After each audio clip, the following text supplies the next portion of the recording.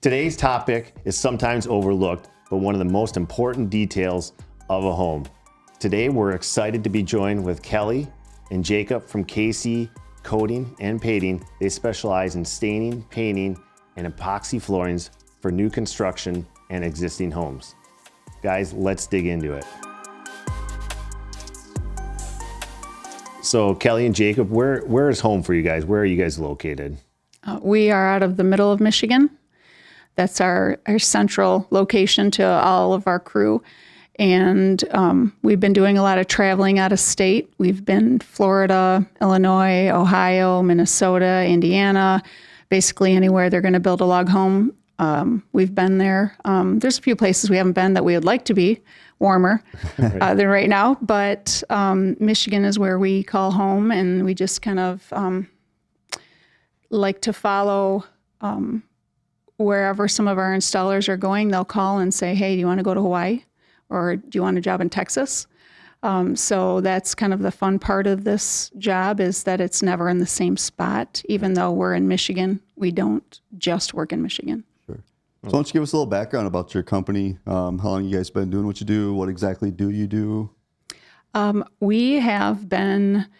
It's been over 25 years that I've been doing painting, and that's what we started out as. My mom was a painter, and so after I had my children, said this is what works best, and it just kind of evolved over time. We have 3 boys, and they're all workhorses, so they've all kind of been forced to be part of the family business over the years, but it's grown from just painting residential into commercial and residential interior and exterior, and then it grew into epoxy floors, and now we're grinding floors and doing metallic floors and basements and garages. And then it developed into, we had a need in Michigan for people to stain log homes.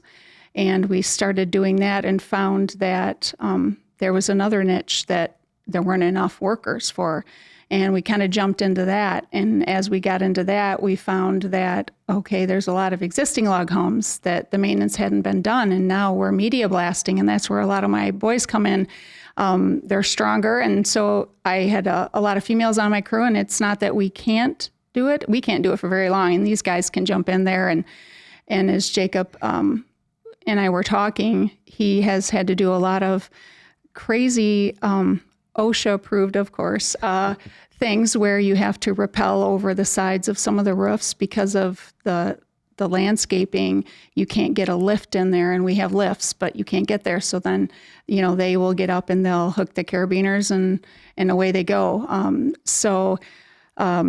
My company has developed from something very small to over 25 years. Now we do all of the painting, but then we do the epoxy, and then we do the log homes. And so we started out as KC Painting, and we had to change to KC Coatings and Paint because it didn't reflect all that we were doing now. So it's been a very exciting journey. And then being able to work with some of my family at the same time and watching them really enjoy the freedom of being outside, even on the difficult jobs and on the days when it's 95 degrees and you're sweating. It just is a different feel. And so it's been a lot of fun to watch them experience and enjoy doing this as well. And that's how we got connected. Was you're currently working on a log home out in New York for Golden Eagle Log and Timber. Mm-hmm. How is that process going, or is it completed now? It's not completed yet.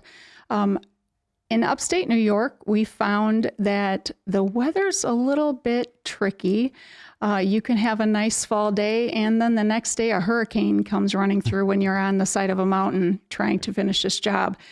And so we battled a lot of weather, and that kind of put us behind. And so that job in particular, they tried to work around a lot of that, but we ran out of time.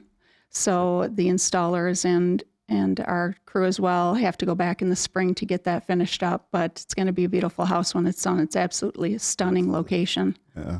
I imagine that is tricky when you're doing like staining jobs and stuff, trying to forecast out the weather. Mm-hmm. How long does an average typical, let's just say, new home construction, if you're starting to stain the house, or even maintenance on restaining a home, how do you play like weather into effect and try to forecast all that out? Sunshine is the biggest determining factor. But you're looking at the humidity and moisture. You got to have your logs dry enough, but also if there's no overcast, you got to play the shade game. So in this time in the morning, you're going from this wall, finishing that wall out. All right, you don't want to be in direct sunlight. So you're bouncing around. And if you have a rain day, okay, is the next day going to be sunny to dry it out enough to be able to get back at it? Or is it going to rain early on in the week? And do we do the log wash and power wash, or preferably soft washing is better. But do we do that while it is already wet, and then later in the week we're able to actually apply the coatings? Sure. So weather plays a big factor in how you guys apply the stain and how it may perform. Is there certain temperatures that that are ideal? Is there a certain threshold that you don't want to go beyond, like as far as temperature? Mostly on the cold side, I guess. We have experienced where we are checking logs daily sometimes, just because in Michigan, it is our temperatures change all the time, and it's not always to the exact, what do I say? The meteorologist tells us it's going to be 75, and that day it was actually 88. And so, or it started raining. So there are times when we'll go out and we are at a certain point in the job where we've already washed it, cleaned it, done all the prepping, we've sanded, and we are in the staining. And that's what we're doing right at that moment. And we literally will have to, as Jacob said, if that day is super hot, in the morning, if you can't get after that side of the wall, you're done until the temps do drop for that side, because you'll have lapping marks. It changes our strategy more than anything. Obviously, we don't want it too cold.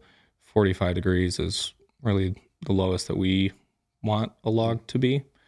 But if it is really hot out, we're going to switch from spraying to, all right, we're just going to buckets now, because we're going to have too many lap marks and we can't keep up with the drying time when we spray and it's 90 degrees in sun. Sure. And I think what a lot of people might misunderstand too, and you guys can speak to it probably, air temperature versus surface temperature are two different things too, right? Where, you know, it might only be 70 degrees, but that sun's beating on that log. So now that log's really 80 or 90 degrees, you know, from the sun. So I'm sure that plays a role into it as well, right? That's why we were saying we check the logs a lot, because even when it's colder outside, your log temp isn't always as cold as the air is.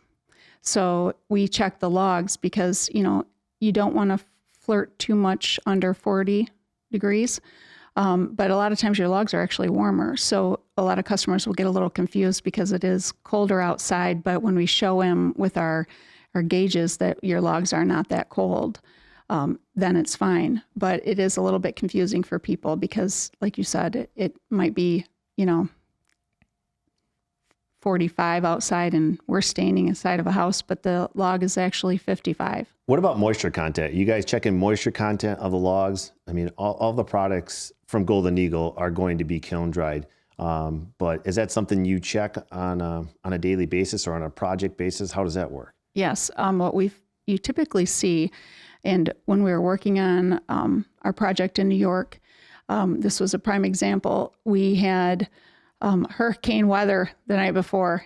And so we waited until the sun came out, let, you know, things clear up, see what the day was going to bring, went back out there, and your logs, we got all the way to the bottom, and the last couple logs were the only logs that were beyond our threshold and had too much moisture in them. All the rest of the logs were perfectly fine. Sure.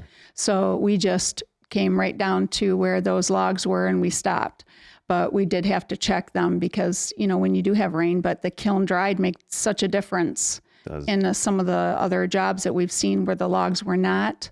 They were much lighter. One of my other workers, Morgan, and I were able to, I mean, we looked like He-Man out there just lifting these logs. They were super light. It was great. Yeah. We could easily move them ourselves and the ones that hadn't been set up yet that we were trying to prep. So those kiln dried logs were, That was a really nice feature for us. And then especially after, you had rain and stuff like that, a lot of those logs were dry. They dry out, right? Yeah, I mean, kiln drying breaks that cell of the log, as you may know, and then that, what moisture can escape, and then it never can get trapped back in that log, and it can dry very easily and very quickly, and hopefully speed up your processes. So go through like maybe your prep, like when you show up on a job site, what is it? What's your first steps when you're looking at a project on day one? What's your preparation look like before you start staining, and then maybe get into as you start staining, what that looks like and how you ensure maybe that color is what the client wanted. When we get to a job, there's lots of determining factors, but typically we're going to check out the logs. If this is a new build and the logs haven't been, sitting out for a long time, typically they're pretty clean. You'll have a few logs that have marks on them or dirt and stuff like that, but we'll go through, check all the logs. Then we start our prep work with washing. And Jacob can speak to, our washing. We like to put a log wash on the house. We have brushes. Sometimes you kind of have to work it in some of those spots where the dirt was. And we do power wash, but it's not power washing like you're power washing a vinyl house, because you don't want to eat into the wood. It's more of a way so that we have enough pressure to get up to some of the higher logs, make sure they're good and clean. So it's more of a soft wash, but we are using a power washer. It's just a high GPM power washer. It's low pressure, but you're trying to throw a volume of water to get all the chemicals and everything out from the log wash or whatever cleaner we happen to be using. Sure. Because that can throw off like the pigment of the stain and stuff like that down the road if you go over it. Yep. Yeah. So then once we get it all cleaned, we'll take like an Osborne brush or one of our sanders. You'll have sometimes rough wood. Sometimes it'll be super shiny, which means, the pores aren't open. You want it to be able to accept the stain. So we'll just do a quick running over the logs to just kind of open those pores up and make sure they're not too rough in certain areas. And we get all of that prep work done. We usually try and make sure that we've blown out any of the dust and stuff like that. Maybe run another set of log wash around the house to clean everything off really good. Then we get into our staining. We like to stain before we do our chinking or caulking. It is, especially with chinking, if someone wants the old school look of a log home and you have your really wide chinking, you don't want your stain to get into that. So after we've stained, then we go and do our chinking or our caulking. If we're caulking, sometimes we'll do that in between our first coat and our second coat, because then your second coat's covering and it all blends in together. It's the chinking really that you want to make sure you're doing last.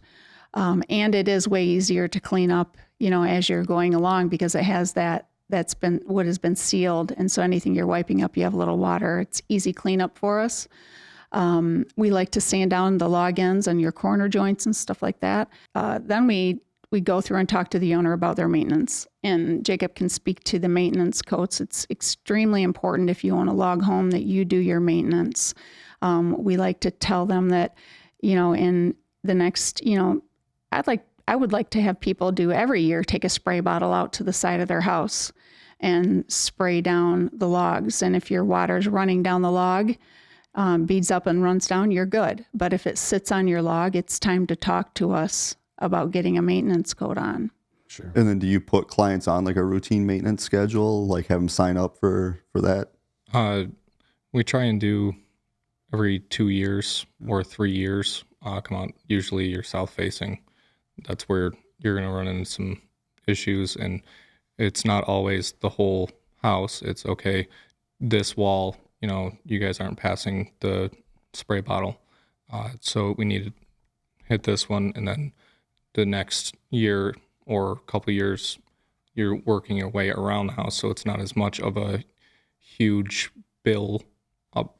Like it's not every 5 years. It's a huge lump sum that you're going to have to prepare for. So it's more just keeping up with it. That way you never have to worry about the big lump sum. Right. And I get that question all the time. How long is my staying going to last, or what is my maintenance schedule going to be every year or every so often? And like you just mentioned, I mean, every project is a little different. I mean, depending on how you're orientated to the sun, that's going to determine basically your maintenance schedule. If you got long overhangs or covered porches, or you're protected by the sun from by trees or whatever it is, or if you're out in an open field, I think that's really going to change your maintenance schedule. So there's not kind of a one size fits all when it comes to maintenance schedule.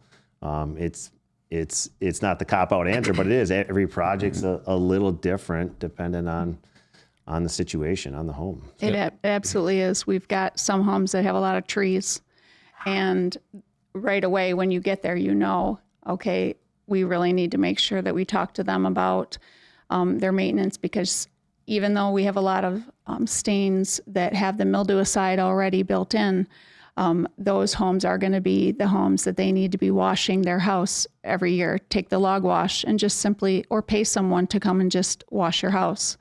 If you do that, you can really help the longevity of needing a maintenance coat. It's the sun, and a lot of times the wind, and the sun on those sides of the house, like Jacob was saying, that really are killers when it comes to breaking down your top coat. Sure. And so some people, they just want us to come out and do it all. So it might not be till year 5 or 6 that you need to have a maintenance coat. We've had projects where it's 8. But after 8 years, you typically have already been there and done the maintenance coat. Yeah. But we don't want people waiting 5-6 years before they check their house, especially on those sides of the houses that Jacob was referring to, that, sometimes they'll say, hey, I got 2 sides of the house that it just sits on there, it's soaking in. Can you come out and do our maintenance coat? Sure. And then we have them, check the next year. Would we like to just come out once and do the whole entire house? Absolutely. Yeah. But that isn't how it always works out. Right. And the old saying, ounce of prevention, right? Mm-hmm. Yeah. And there's things that we can take care of or help extend the life of that stain in the design phase. Longer overhangs are certainly going to help. 2, 3, 4 foot overhangs sometimes in some of these, sun-soaked states. Covered porches, especially on south sides, longer overhangs on the south side, extended rakes sometimes at the top. And just kind of maybe keeping that log off the grade as well. Putting some stone wainscoting certainly helps too. Mm-hmm. Typically the little things that you don't have to do much for maintenance if your sprinklers aren't spraying the side of your house or are on your approach. If you have longer overhangs, the top sides of your wood, you're going to last a lot longer. So those little things that in design and when you're looking at the whole overview make a huge difference in the cost of the home 10, 15 years down the road. Sure. Right. Yeah, I think a lot, for maintenance, a lot can be achieved by like the design of the home and just using quality products too. You hear some of the stories of, the stain doesn't last or that. And it's like, well, what are they using? Are they using a stain that's formulated for log homes, or are they going to like a big box store and buying something that's formulated for fences or something like that that's meant to be reapplied every year? I think that's a big thing too that people maybe sometimes don't understand. Well, I think the routine maintenance schedule, a lot of customers who are building log homes, not all, but it's a secondary home, it's a vacation home. So putting yourself on that routine schedule, now when you go to the vacation, you go to your lake home, you don't have to worry about going around and checking things. You're on that schedule, someone's looking at it. And maybe you guys can schedule when, the client's not going to be there, so you're not interrupting their vacation. It just makes a lot of sense. Get kind of trendy. What are some of the kind of popular, do you see like popular color choices when customers are selecting stains? Like, are you seeing kind of a trend in that area right now, or? The big trend that we've seen over the last couple of years are the accent colors, right down to the garage doors. Then that we've had people who put in brand new garage doors, but typically they're white and they don't match the log home, or they're a brown. And what we've been doing a lot of is the black or the very, very, very dark brown accent color on their fascia and their soffit. around the windows, their front door, their garage doors. Just giving their log home a little pop of color makes such a huge difference. Even if they're existing homes and they're not new builds, just those simple little things like that we've been seeing a lot of, and it's very classy. And, black is a timeless, it's something that isn't going to go away, but it does look really nice. The brown tone, medium tones are very popular, but we have been seeing a lot of customers that want to go a little bit lighter than that. And then they like to throw in, like in the back of your showroom here, you'll see you have your lighter wood, and then you have some darker with it as kind of an accent. That's kind of in the last year, I've seen a little bit more of the lighter colors with the black that people have been asking about. But those colored fascia boards and stuff like that are really popular. Right. Yeah, when a client comes to, let's say, when they come to Golden Eagle, they love the fact that they can pick out all those colors in one spot, exterior, interior colors, and then they can blend them and match them with their soffit and fascia colors and their trim colors, like you mentioned. And we got some beautiful samples that they can choose from. They can put the colors together on the storyboard and see that the home is going to look awesome. What's one way you guys can ensure that the color that they're selecting is going to be resembled or reflected into the actual stain or the color that's on the home? How do you guys ensure that? We like to try and do a sample area. We do have sample boards like you have in your showroom. And a lot of times I'll take them out to the job site when I first meet the customer, just to give them a visual. And then we kind of try and put those two colors together so they can kind of see it right off the bat, if they can't remember what they looked at in the showroom, because that happens. Right. And so I'll take our sample boards out there, but when we're actually starting the staining, a lot of times, we'll do an area. Jacob can speak to this too, because we want to show them what it's going to actually look like on their log. You have different woods that are being used when they build the houses, and that can also change the tone of the color. If you have, your cedar tends to pick up like, you're a little bit more of a reddish tone. And when you're putting a brown on the red, it's not as brown as the sample that I brought you, because we're working with cedar. Mm-hmm. And a lot of people forget that as well. Your log actually does dictate a little bit what your hue is in your stain. But we do try and start in a specific area.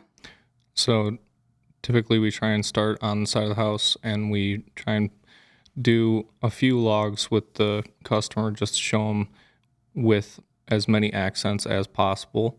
So with any stonework or stuff like that. So we show them what it's going to look like in the area. And if they want to change it, it's not right next to their front door. So we go to the side, we get approval with that, and then we'll start going around the house. Sure. Yeah, I think you mentioned earlier, lighting can play a huge role in the color as well. Yep, especially on interiors.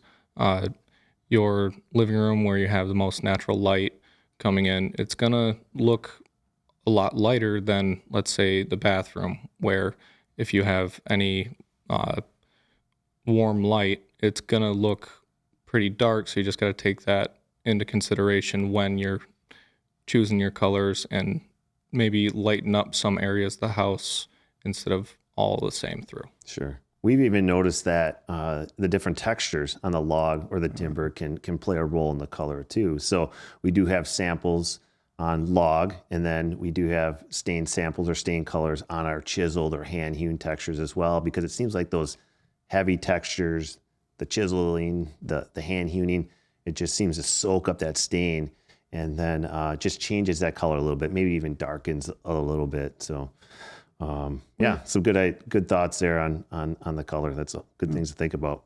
On that topic of those areas where it is rougher, we see that a lot on exterior when you're looking at your fascia board or you're looking at your soffit. But something that has become a big impact for us that we started doing is we put a coat of what we like to explain to customers as like a primer coat on their logs. That primer coat basically is going to it's going to help with your logs not darkening as fast as it naturally would. Kind of gives you a little more longevity before those logs start to get really dark.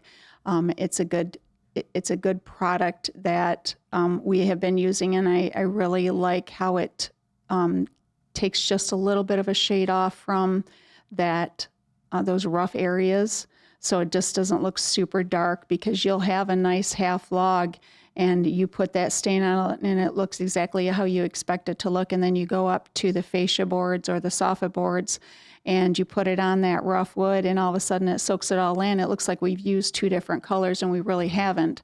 And we do try to remind customers, depending on what kind of log they have, or cedar siding or anything that they have on their house, that it could dictate how the stain looks. Sure. But that primer coat that we've been putting on before we do the stain has been making just such a big impact for us as applicators, but it does offer a lot for the customer. So that's something that we've been trying to offer our customers, is that extra coat. And then it does also help with the darkening of the wood. And does that like give it more like an even finish then, right? Yep. It helps create more of a uniform look between your knots or your butt ends. Sure. And so it draws in a little bit and helps level everything out. And it kind of stays on. So when you do routine maintenance, you've always got that primer base coat. So unless you're going back down to bare wood, you never have to really redo that either, right? The whole goal for an applicator is that when we come back out for maintenance coat is we should never have to restain your house. We're just putting your maintenance coat on the top, and that's protecting your stain. If you've waited too long, or the weather, you had a hard year and it's eaten away at that outside coat and you're down to the stain, you need to really act fast. You can't wait. So the more maintenance that you're doing to your house, one should never have to media blast. Sure. And we've been doing a lot of medium blast on older homes, but things have changed so much over the years. None of this stuff was offered, or it was just simply, you want whatever the best or sometimes the cheapest stain that you could get at Ace Hardware or anywhere else, and that's what they put on the home. And now the companies have come such a long way that, you've picked a package on this beautiful house, and the stain is the last thing that you see after you get it built. So the stain can make or break how your house really looks in the end, and you've spent all this money to have a beautiful designed house. So, putting on an extra coat of a primer, and it might be just one extra coat, but if it can, give you some longevity in your maintenance, if it can add that one extra coating on there to protect the log, it just makes such a difference that at the end, I don't think there's been one customer who's complained that we did a primer coat before their stain, because it looks so nice. And coatings have came a very long way in the last few years. Companies like Sashco and Permachink, they have several different options now, color palettes. They do very well for their testing before they'll actually get something on the market. And it definitely helps with how long you have to do maintenance or biting the bullet to go down to bare wood. Sure.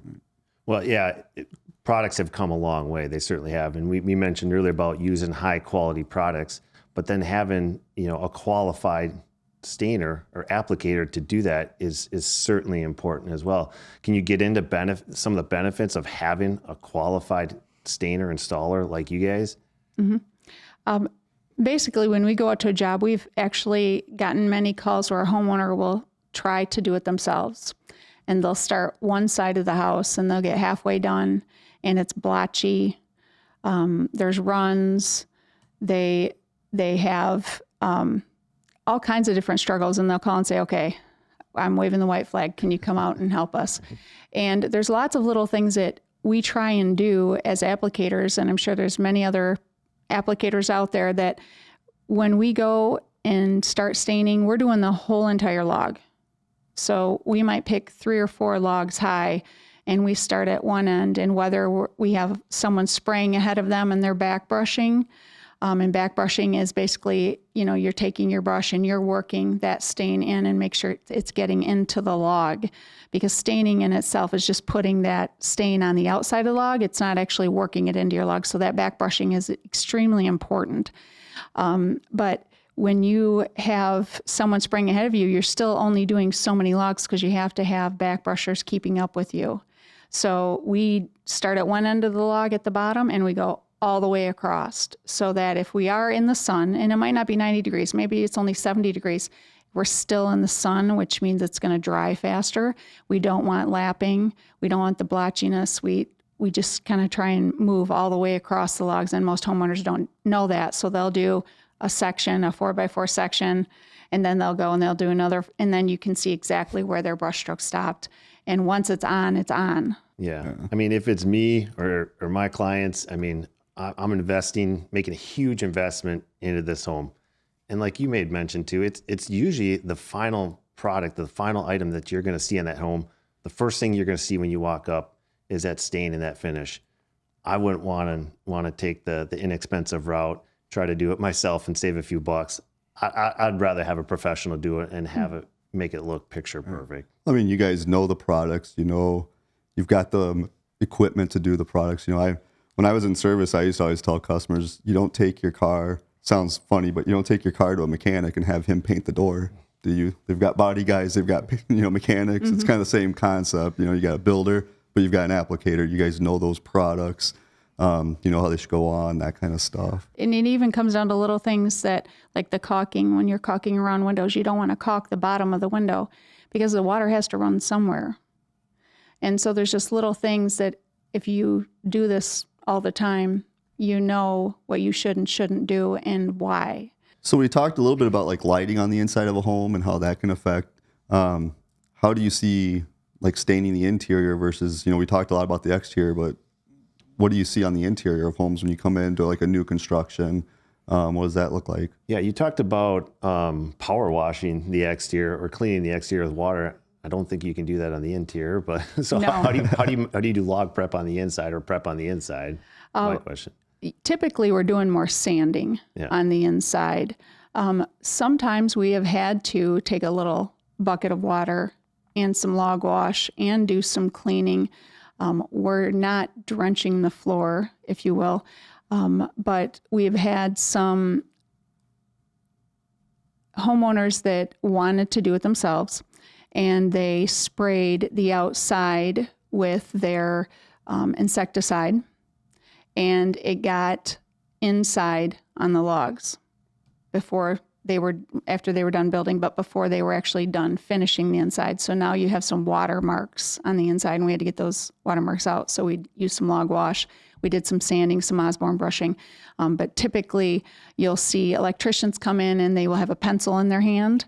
And as much as a pencil sounds like it's not a big deal, but to a person who paints or does staining, you see a pencil mark with a big X so that the electrician knows that's where a box goes. You think, oh my gosh, why do you use a pencil?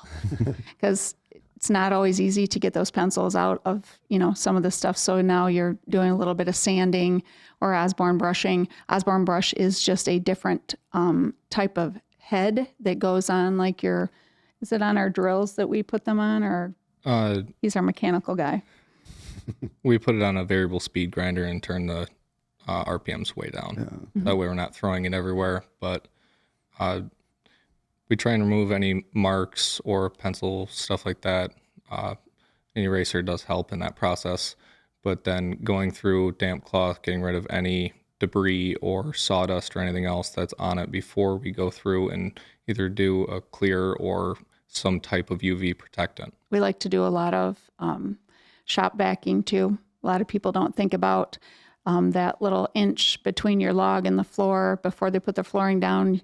It just kind of sticks in there, all the dirt, and homeowners will come in and they'll be sweeping all the time trying to keep the inside of the house clean.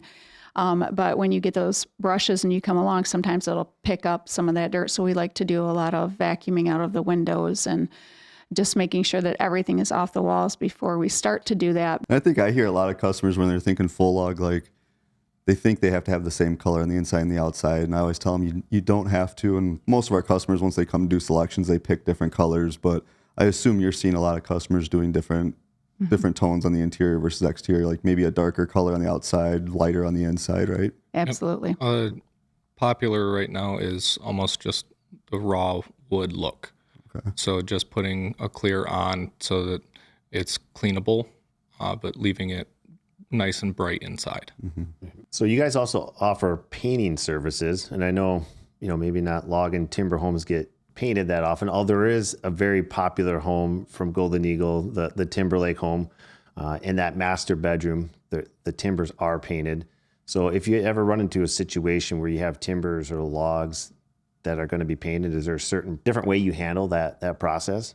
Yeah, we have actually had several log homes that they wanted partial drywall in certain areas, like in your bathrooms and stuff like that. So we'll paint the walls. Obviously, you're using a different product than you are for your logs. But we have been finding that there's a little bit of a mix there in some of the rooms where they'll want to break up the log and they'll do some of the drywall. We've had one house that we worked on that they wanted the logs to kind of be whitewashed. So that was a little bit different of a procedure than just slapping the stain on. We actually did one more step than we did on the other logs just to try and make sure that it's not painted, but we did kind of a diluted stain, and we kind of watered it down a little bit so that we would just work as we went. We put a coat on and you get some of the white, but it wasn't quite white enough for the homeowner. So then we did a second coat just to get it exactly how they wanted. And then we did our clear coat over top of it to seal it. No, we mentioned earlier, like trendy stain colors. You talked about drywall. What are you seeing hot paint colors right now in the market, and what customers are going for? Absolutely. We had a long run of beige colors, which my mother loved. And I remember probably, 6-8 years ago, the grays started coming in. And I kept begging her, can we just do gray? Why do we have to do beige? And guess where we're at again? If my mom were still alive, she would laugh because we'd be painting beige because they are back. Okay. There are a lot of different shades. We like to call some of them grayish because they're kind of a cross between a gray and a beige. But we're really seeing a lot of the beiges coming back. Some of the lighter woods, the beiges, black accent colors, or a popular color is called iron ore. It's a Sherwin-Williams color. We have painted a lot of iron ore as an accent color on the insides. We've done a lot of the beams. People have wanted to be a specific accent color coming down the middle of the house just to give it just a little something and to break up the wood. So we are definitely back in the zone of the beiges and the browns again, which I don't mind. But it is just kind of funny how every 10, 15 years, it's like a cycle, So when you're painting or staining, if someone wants maybe more of a solid color for a log or timber on the interior, are you leaning towards a paint or a stain? On the inside, we have been doing some ceilings. We call them a tray. Like it'll be sometimes in the kitchen and you'll have your ceiling and then it drops and it kind of has like two elevations there. We call that like the tray. And a lot of people have been liking to do the darker color of stain on those pieces of wood, those tongue and groove boards. And it's actually really, really cool. They'll kind of tie it into their cabinets. Yep. So if they have a darker cabinet, lighter wood on the logs, they'll put that tray, and just the inside of that tray will be like the darker wood to kind of match. It's kind of a nice, cool concept. You'll probably see more of that as people are coming and picking out their kits. They want a little something different. Right. So on the inside, we typically use the stains. Okay. It's dependent on the customer and their wants. If it's a low moisture area, a bathroom, going to push more stain. But if it's somewhere they want a bright blue accent wall going in, and we prefer to do a oil-based primer for painting we've found it holds up quite a bit better.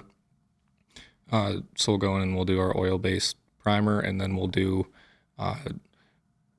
what is it? What kind of blue is the popular one right now? Oh, it's like a navy. Navy blue's popular. Almost like the Detroit Lions Oh, color blue.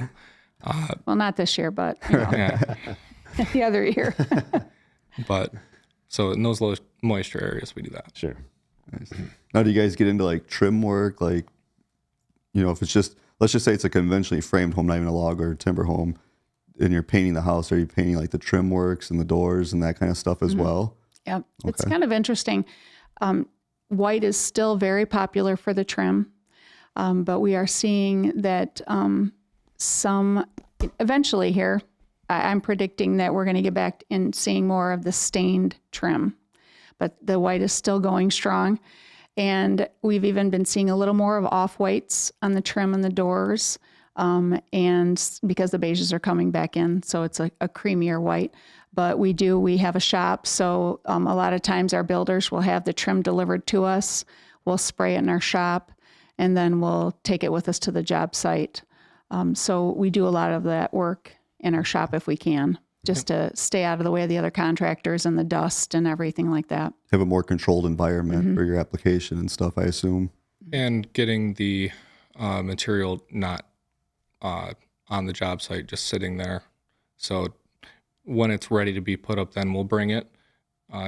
Less getting kicked around, less issues, warping. And then the installers put it up, we'll come back, we'll do the caulking and fill the holes, and then do one final coat on it in place. That way it's got lots of protection and everything is aesthetically pleasing. Nice. You guys also provide epoxy services. Why don't we talk a little bit about that? Okay, we have a lot of customers that will, for instance, they built this beautiful log home and they don't want oil marks, any stains in their garage.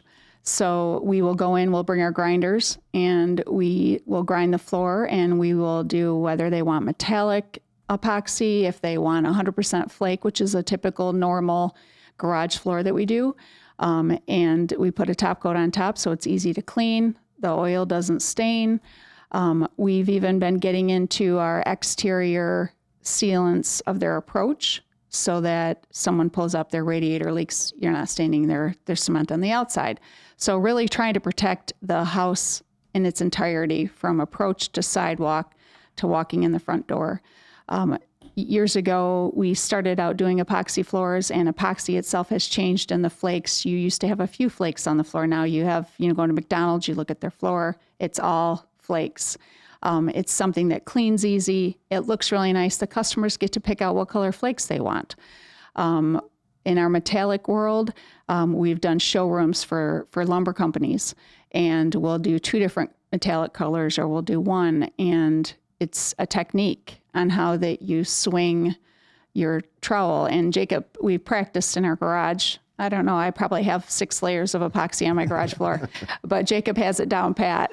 He's very particular on his unique moving of his trowel, and it's turned out just absolutely stunning. And so we have a lot of customers who want to just go that extra mile to finish like their basement. And Jacob was talking earlier, we have a lot of appraisers who have explained to us that when you do carpet or your vinyl planking or epoxy, it's a finished product. So therefore you'll get your 50% of your value of your basement because you've finished your floor. And then if you have to finish ceiling, that's another, on their gauge of where your appraisal is going to land. But epoxy has been a big thing because like in the VRBOs, you don't have to keep replacing it. So that's something that we can go in and finish their floor and walk away, and we never hear from them again. So it's just been a big deal over the past probably 8 to 10 years. Epoxy has really grown very, very popular. Probably the most common area we see it is in our garages. I mean, those are almost extended living spaces now, and they're darn near finished spaces. So yeah, epoxying that garage floor has become very popular, almost a norm in a lot of our clients' homes. Yeah, our popular coating for garages is the 100% flake coverage. So you'll have 3 different colors of your flakes. Old school was you just kind of sprinkle it on. And so a lot of people think that's how a garage is going to look when you say you're doing flakes. But now you go into most schools, if you go into McDonald's or anywhere and you look at the floor, you see 2, 3 different colors, and that's all you see. It's just all flakes, and then it has a clear coat over top. It looks very classy in your garage, very clean. And if you need to, take a hose and spray out your garage because there's mud in there or anything else, it's so easy to clean compared to just straight concrete. And if you get oil and it drips on your concrete, now you got an oil stain, and you got this beautiful house and a trashed garage floor, and it looks terrible. So we do a lot of that 100% flake coverage in our garages. Along with that, some of the sealers for the top coat of the epoxies can withstand a lot of abuse, and oil just sitting on top of it, and gasoline for a certain amount of time. So it definitely helps with the staining of the concrete or any marks from salt or anything like that. Can you take that product? Sorry. Can you take that product outside That's what I was of just the going to home? ask. That's been a huge thing that we've seen in the last year and a half. We've done a lot of new build approaches right from the end of their driveway all the way up to the garage. And there are sealers that we use that will soak in, and it helps dry out your concrete from the inside faster. And some of them have the coatings on it so that if you have a friend who comes over to visit and they have a radiator leaking or something, and now you've got this big stain in your brand new concrete of your built house, these sealers will make it so that you go out there, you throw some soapy water down and clean it up and soak it up, and it's gone. So we've been actually doing a lot of exterior approaches to the house, and from their driveway, you'll have your sidewalk, and we'll do the sidewalks, and then your little landing before you walk in the house. So that's been a big thing this last year and a half that I've seen for us personally, is doing a lot of those exterior sealants on the concrete. Sounds like you're open to any challenge, accepting any challenge. Is there any projects in the future that you guys are excited about? Well, we paint just about everything but cars. And one of our girls, Morgan, really wants to get into that, but we haven't ventured there yet. So we just try to stick to the homes and cement. Yeah. Now, you talked about you're from Michigan. How far do you guys travel to do different jobs? Well, we travel outside of Michigan, but in Michigan, we've been literally all over the place. We've been up, you're in the UP, we're down south by Indiana, but we really do like to do our workations because, the last place I thought I would get a call to do a log home was in Florida. Florida, I've been there a lot. I don't think I've ever really seen a log home, but again, I'm in a resort or I'm on a beach. Right. And we did have a customer who had property and had horses. And that was interesting because we had to use different products because of the wood that they were using to build a house in Florida. The temperatures are different, the heat's different. So it was just that was kind of a unique one that I got a call, and I thought, who has a log home in Florida? But they're everywhere. Sure. So here it was like 8.5 hours, which is a reasonable drive. As far out as Texas. So anything around 23, 24 hours of a drive is kind of where we would like to stay inside. Mm-hmm. Yeah, but we have packed many bags. One year when we had to do a house, I took one of our check-in bags and I had all my favorite things that we like to use that you can't just go and buy. Some areas you're in, they don't have a Sherwin-Williams or they don't have a Home Depot. So I remember checking in bags with all kinds of painting stuff in there. And I wasn't sure that they were going to let me ship some of it, but they shipped all of it. So when we get out there, then we're buying the rest of the stuff as we need out there. Sure. A lot of homeowners, they already have lifts and stuff like that out there for us, as the installers have to use a lot of them. So they'll keep them long enough for us to come out. If we can drive it, we have a bucket truck. So we'll just drive our bucket truck out there. We went to Minnesota and we just drove out with all our stuff and did the job. But like Jacob said, when you get to that, 23-hour mark, you're kind of like, I'm going to get on a plane. Yeah. But So really, if a customer's watching right now and they're not in Michigan, they should still feel free to reach out to you because you guys Absolutely. would still entertain the idea of it. yeah, well, our last job that we did with you guys, everything gets delivered. The stain is there when we get there. Your chinking, your log wash, or whatever you're using, you guys have it shipped there.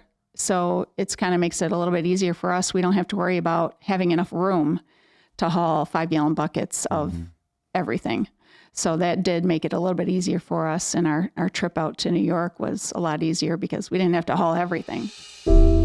Imagine a life where your home is a work of art, where nature and luxury embrace, with a custom Golden Eagle log and timber home.